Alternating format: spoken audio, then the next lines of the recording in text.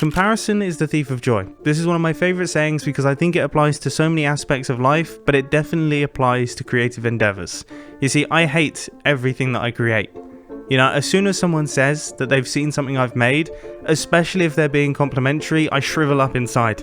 And I want to tell them all the flaws that are so incredibly obvious to me, when in reality I should just say, I'm glad that you enjoyed it.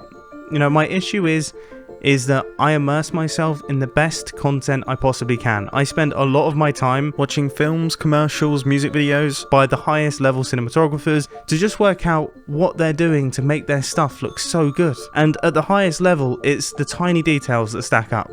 These little 1% improvements that all pile up to make a massively meaningful difference. And it's finding these 1% on the day. When you're there, all the pressure's on, everyone's looking at you. That's what's so tough about filmmaking.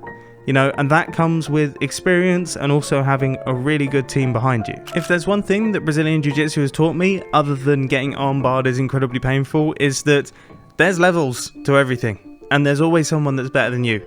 You know, I can give 110% against my black belt Brazilian Jiu-Jitsu instructor. I can be giving it my all, and he can be holding a conversation with someone else, telling them what they can do to improve their technique, while submitting me into oblivion multiple times over. And it's the same in creative endeavors. People have black belts in cinematography, in music, in knitting, in Minecraft Redstone, in making vlogs. Anything that takes time to learn, people have mastered, and the people who have mastered it, there's still people who have mastered it more. In filmmaking, it's even more extreme because you have an entire team of black belts. On a high-end commercial or on a Hollywood film, the cinematographer has a black belt in cinematography. The director is a black belt. Production designer, colorist, editor, talent, producer, grip, gaffer, they're all black belts in their respective fields, and they're coming together as a group of black belts to create almost like a Spartan army of filmmakers to create the ultimate end product they possibly can. So what do you do if you don't have a Spartan army but you still want to make a really good video? Well, that's where Storyblocks comes in.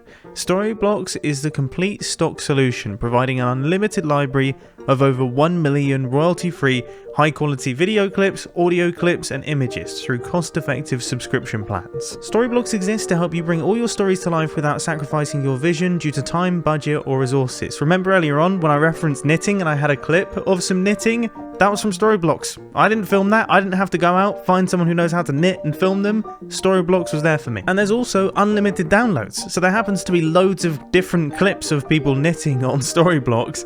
And with Storyblocks Unlimited All Access plan, it allows you to have as many as you like, so you can try out multiple options quickly and find the perfect fit. I know this is going to be a lifesaver for me on future projects, and I'm sure it's going to be helpful for you too, so head down to the link in the description or go to storyblocks.com/mumbojumbo and sign up today. Anyway, remember before the break I was talking about how there's highly skilled people out there creating incredible content all the time?